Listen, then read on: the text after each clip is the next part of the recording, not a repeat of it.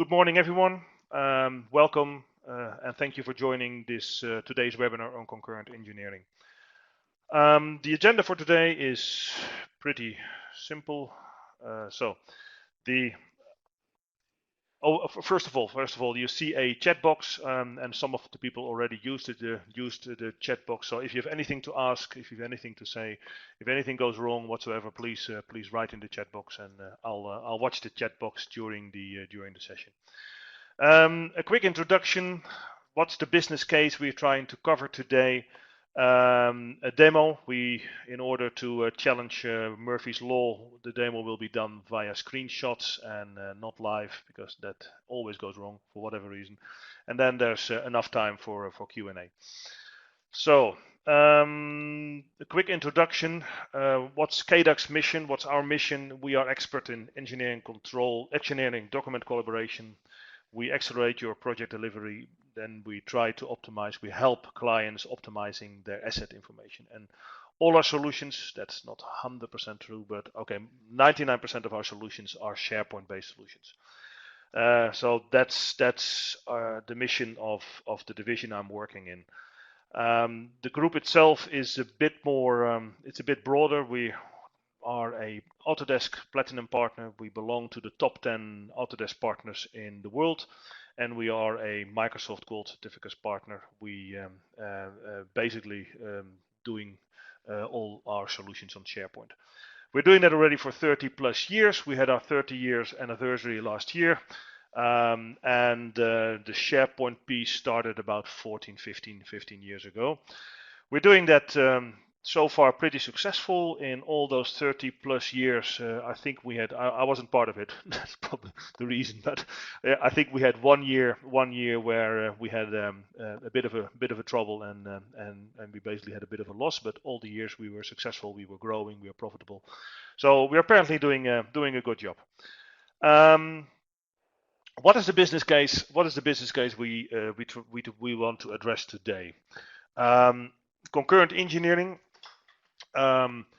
If you have an asset, and the asset has a significant number of as-built records, as-built documents, and in that asset, during the life cycle of that asset, there are multiple projects going on, maintenance projects, capital projects, etc., etc., and they all need documents out of that as-built repository.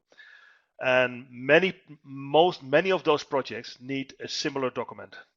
And how do you manage that process of handing out documents from as-built to a field project?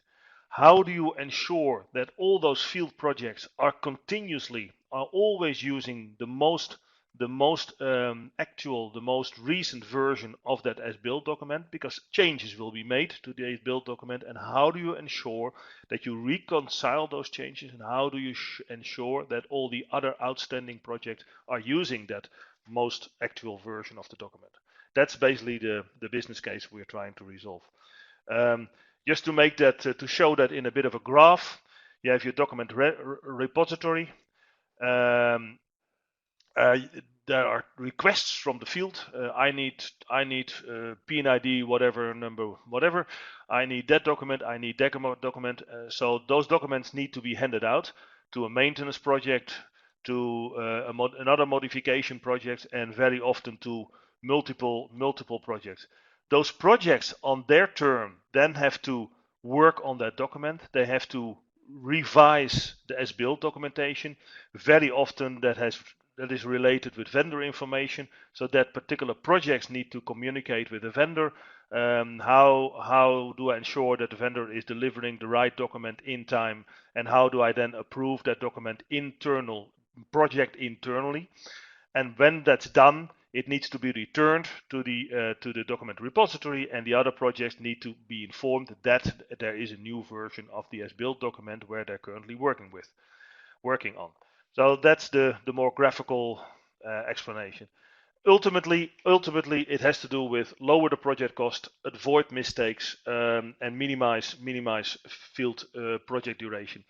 Very often, we've seen that with our clients. It happens that that because people are using the wrong documents, and because people are not informed on what what other projects are using that same document, that even wrong equipment is bought because the information was just not available for that particular project.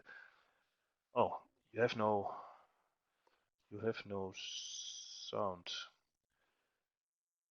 Ik heb geen geluid. No, unfortunately, no, not unfortunately. We're not all Dutch.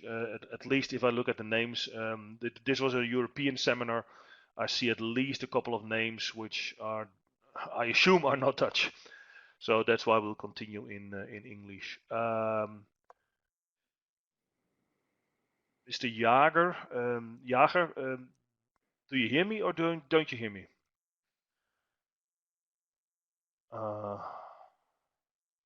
Because Jan van der Vlist confirmed that he can hear me. Okay, I don't hear anything back, so I assume that you'll hear me. Okay, we'll continue. Just a typical example what we see with our clients. An as-built repository roughly is between 20,000 and 100,000 records, 20,000, 100,000 documents. On the asset, there's continuously a string of projects from 20 million to several hundreds of millions of projects. At any given moment in time, there are 20. Okay, the sound is okay now. Okay, sorry, thanks. That's good. At any given moment in time, there are 20 to 60 projects running simultaneously. That could be field changes, maintenance work, large capital projects, etc., etc., etc. And the case, and that's the core of what we try to resolve today. Many of those projects need the same information. And how do you manage that process? So. The usual question: is it the latest drawing? Is it the right version? What is the state of the other projects, etc., etc. We'll manage that we'll see that during the demo. Just to show the way the solution works from a graphical perspective. This is the as-built repository. There's a certain this is the most actual version of a as-built document. There is a field project. Project 1, that project wants that document, so it gets it handed out, and it gets a different coding, a different ID. Here it's called Ref0, and here it's called Ref0A. Then there is a second project. That second project also needs that same Ref0 document. So instead of, it's also handed out. Instead of calling it O0A, it will get another. It will get the next version, which is called 0B. So that same document is now handed out to two projects, 0A, 0B. Let's assume that the second project is the first that returns a new revision of that Ref0 to the as-built repository called Ref1. That first.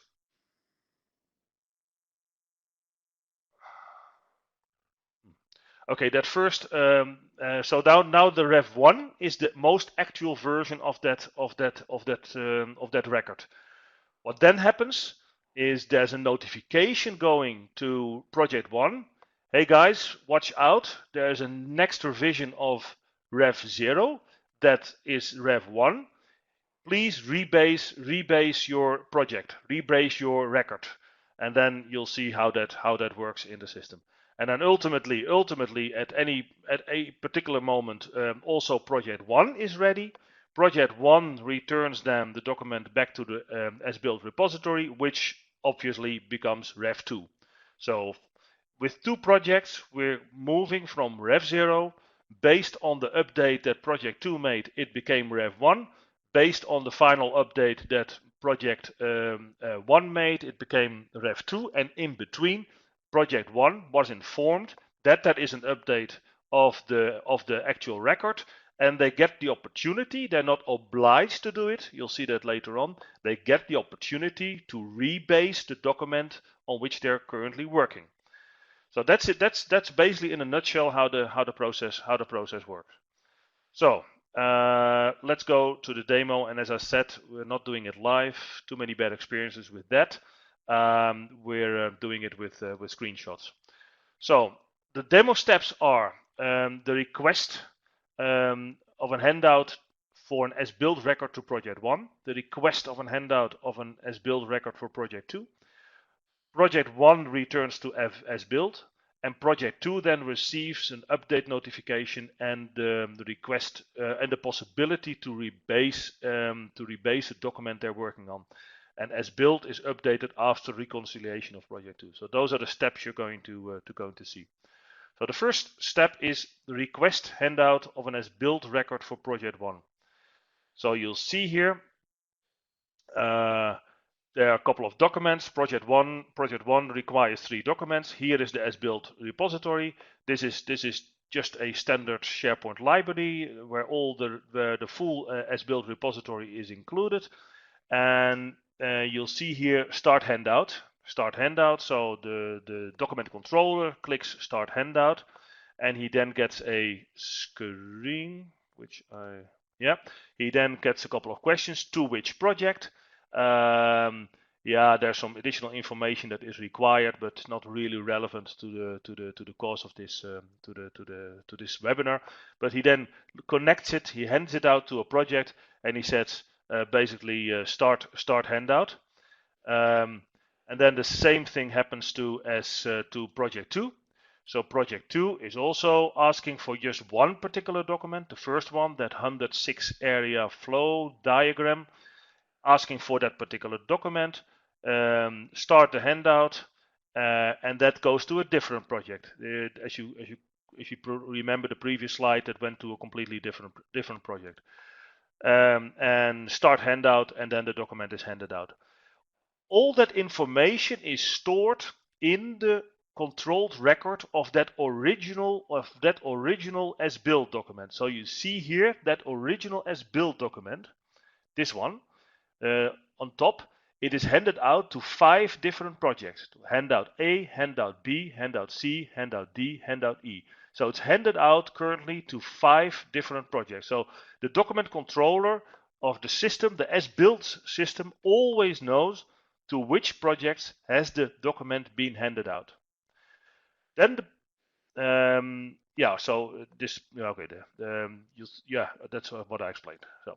So we're then going to what's nice is you've always the possibility to get all possible views of your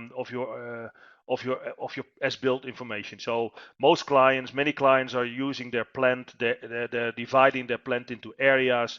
And what, for example, this particular client does, it wants a view of the current as-built. What is the actual as-built information? What are the new ones?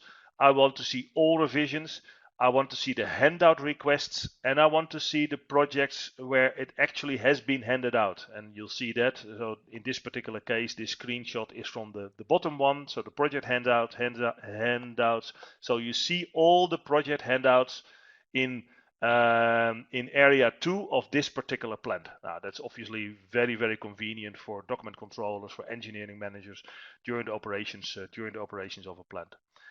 It then arrives at the particular project, and then obviously, which is not part of the webinar, we can have a full-blown webinar on this topic only. It then has the general life cycle. So the project starts to work on it. It means they have a request for someone to make an updated version of the document. It could be a vendor, it could be an internal engineering department, it could be an external engineering service provider, whatever. Someone needs to update that document. So that's happening. It's submitted. It's then checked. That's at least the usual process we see in all our clients. With most of our clients, it's then checked. Is it the right document? Have the changes been made that were required? Blah blah blah. And then it goes to an approval. In most cases, it goes through an approval process, review, and then finally approve. And when it's approved, it goes back ready to return to the as-built. Or if it's not approved, if it's rejected, it goes back to the original author, the original submitter of that document. Please, you did something wrong. Here are the comments of the review process. please revise again. So then he has to do his work again, and then the cycle starts again until it's finally approved and returned back to the as-built environment. That alone is already that standard project document lifecycle process is again not subject of this webinar, but that's part of the standard solution that we of our standard DCS document control solution. So as you can see,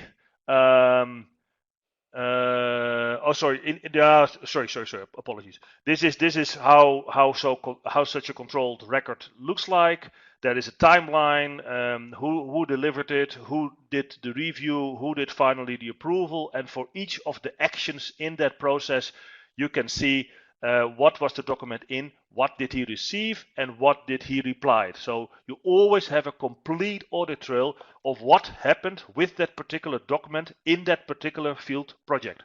And that's obviously for all the field projects and for all the documents that are part of that particular project.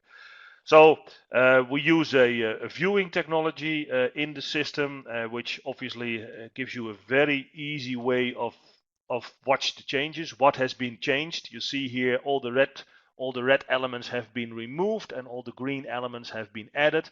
So for someone who does the review, for someone who does the approval, it's extremely easy to see, okay, what happened? Is it okay? Am I happy with it? No, I'm not happy with it. Then I reject and it needs to be revised again. Am I happy with it? Okay, fine. It can go back to the as-built repository. So we're now going to return to the as-built, and we're going to notify the other projects, and then project 2 then receives that notification.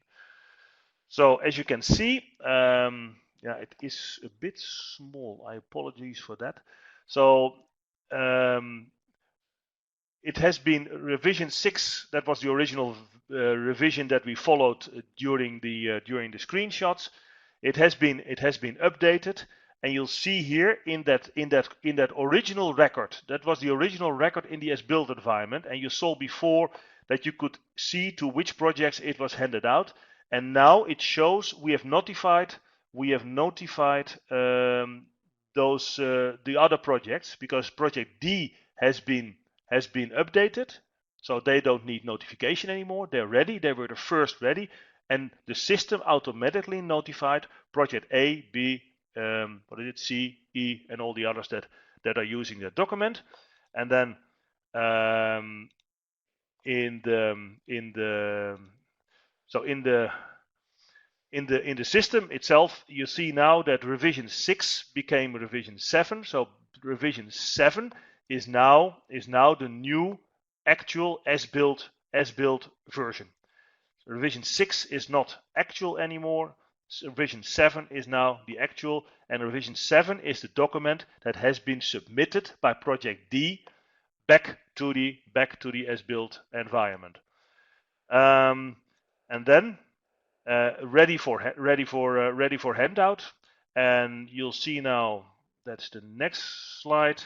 We're now at project C. We're now at project C, and you'll see project C. This is the project placeholder that went through that whole process with a vendor, without a vendor, with an internal engineering department, whatever. It gets the notification. There's a new as-built revision. Please rebase. He is not obliged to do it. If he didn't change anything ultimately, then he probably won't do it. But he gets the message. If you need, please rebase your base document, the document you're currently working on. And that looks then in the system like this. There's a button. This is a different record. Just to see, there's a button rebase, and if he does that, if he push that button rebase, you'll see here he now has revision 7. That same project. That's that project C. Yeah, project C now has the rebased version, the version 7, as their original document. They do that complete life cycle then internally, project internally, on the number 7. They don't have number 6 anymore. So this basically guarantees that they always work on the actual version. That's fully done by the system. There's basically no manual action. It can be followed by document controllers, but document controller doesn't need to do anything. As soon as project D delivered the new as-built version and the system accepted that new as-built version, automatically the other projects are notified, and automatically each project get the opportunity to rebase the document they're currently working on. Yeah, that's basically in a nutshell what it does. So if I summarize what KDOC Organized DCS, that's our document control system, KDOC Organized Document Control Solution. It hands out, so what you've seen, it hands out documents from an as-built repository to field operations. It controls the document review and approval cycle of any particular field project. And that can include external equipment vendors, that can include external engineering service providers, the Jacobs, the Fluors of this world. And then returns the internally that project. So project internally approved as built update to the repository. Once the repository has been updated, then the other projects are notified. The other projects that have the similar original as built document, and then its system automatically provides the option to the field projects to rebase the handed out document, or in some cases, in many cases actually, not just one but several documents. That's basically what the concurrent engineering module as part of KDOC Organized DCS does. Then that gives us about 5 minutes left for. Actually, I have more time than that, but it gives us some nice time left for Q&A. If you want to use your mic, I have absolutely no problem with it. If you want to use the chat box, please go ahead. Feel free. These are a couple of our very, very happy clients all over the world. And yeah, we're now entering the Q&A part of the Concurrent Engineering webinar. Again, if you want to use the mic, go ahead. If you want to use the chat box, fine with me. I hope the information was clear. I hope you got an idea how the concurrent engineering module works, and how that and it really, we've seen examples. I can show you examples where a client really brought back field operation projects with almost 40 to 50%, because it's there is no risk anymore with using such a solution. There's no risk anymore of working on a field project with the wrong documentation. And I probably don't have to explain to you what it means working on a field project with the wrong document. That can have massive consequences, both in terms of time, in terms of financials, etc. Someone is typing. Jan van der Vlist. Let's see what the question is.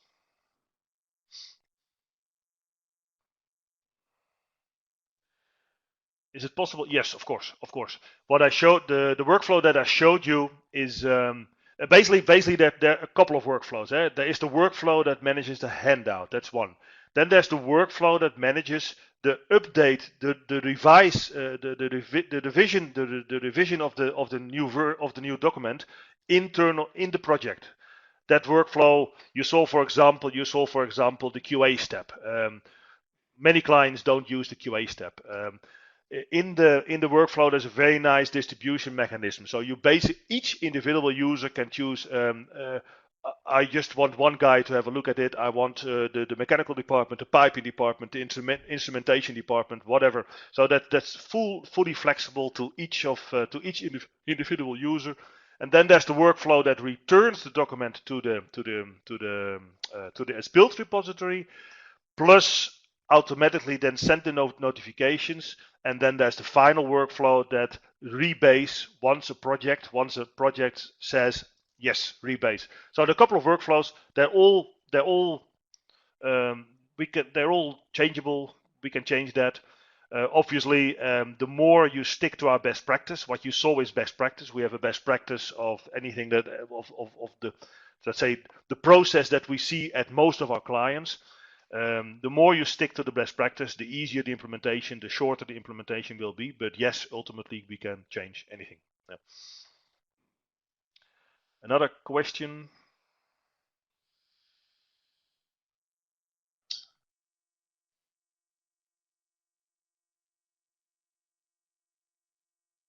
Again, if it's easier to use the mic, don't hesitate.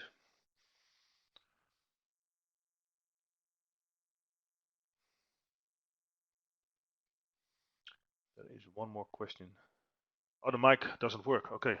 Oh, I apologize. How do I change it? I don't know. To be honest, I'm not really the expert in this tool. But anyhow, we're more or less through. So okay, so the mic doesn't work. I don't know how I can unmute you. So let's continue with the chat box. Something else is typed in right now.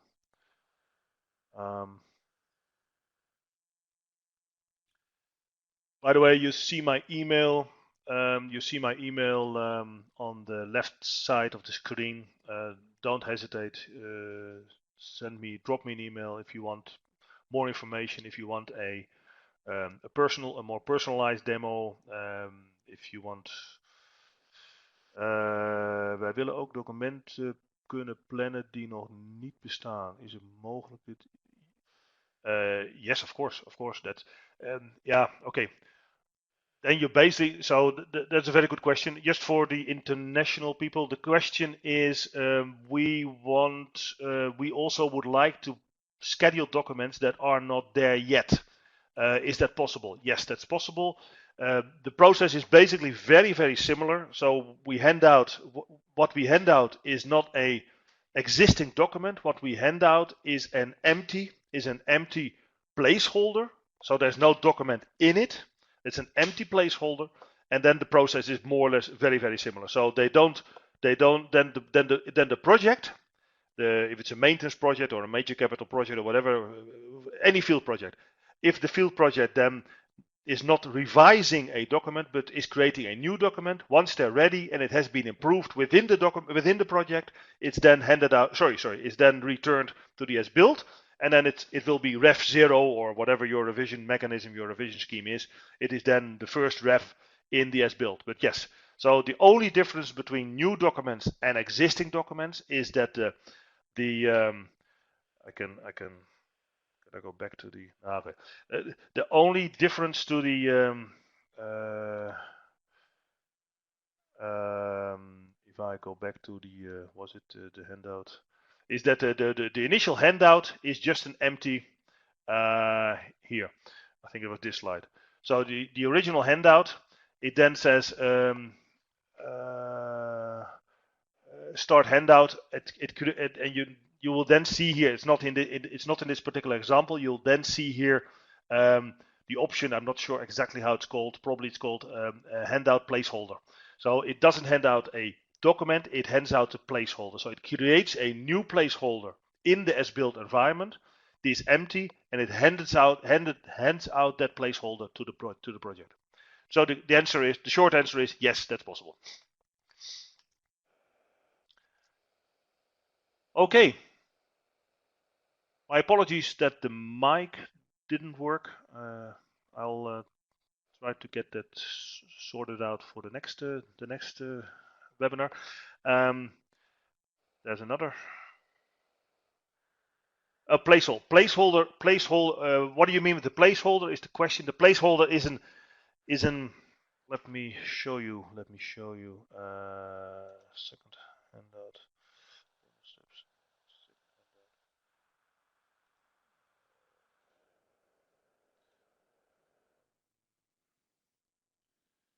See.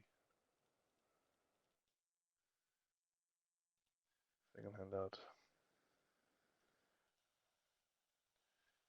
Where was the placeholder? The placeholder is a record. It's a bit, where do I see it? Oh, here you see. This is a placeholder is a record. It's the deliverable where the document is. It's a sort of folder.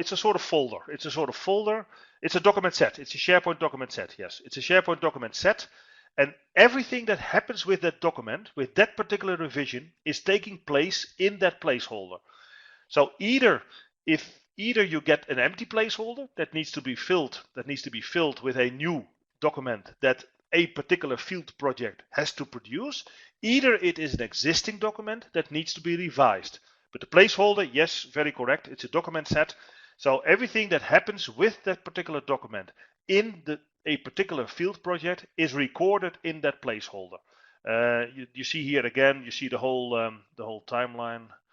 How can I get back to the larger screen? Okay, but you see here the whole timeline. So you see everything that happened to that particular document. It was received, and then it was submitted. It was checked, and then ultimately it has been approved and turned back to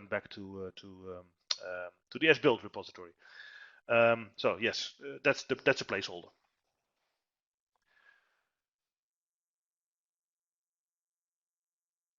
Okay. Again, go back to the last slide. You'll see here my contact details, my email address.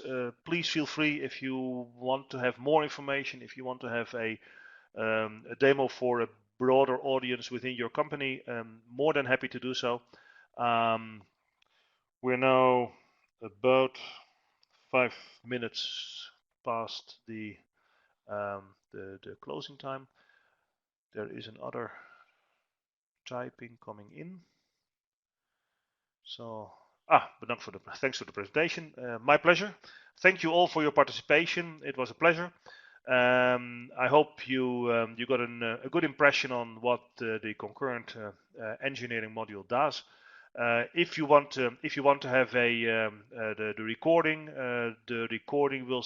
will be sent, or the link of the recording will be sent to you in a few days. So you can look at it again. You can share it with your colleagues.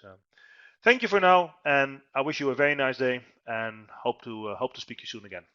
Bye bye.